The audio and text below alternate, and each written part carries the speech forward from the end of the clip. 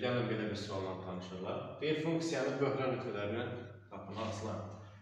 Bu suala cavab vermək üçün bir çıxış yolu var ki, modul funksiyasının törəməsini tapmaq mümkündür. İkinci yolda funksiyanın qrafikini qurmaqdan olar. Əgər bunu qrafikini qursun, bunun köklərini tapaq, kökləri neçədir? Navaz sıfıra çevrilir. x1 bərabərdir 9 ilə x2 bərabərdir -1. Qrafikini qurmağa çalışaq. Funksiyanın qrafiki x-i -1-də kəsir və 9-da kəsir. Normalda belə funksiyanın qrafiki belə olmalıdır. Sadəcə modul olduğuna görə aşağı qatlanan hissə çevrilir yuxarı bu formada olur. X oxu bura olsun, burada olsun y oxu.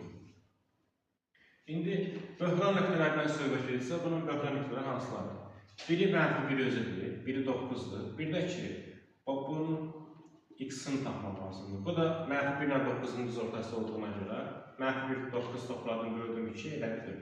Deməli, burada 3 dənə böhran nöqtəsi var. -1, 4-dür, 9-dur. Əla və 0.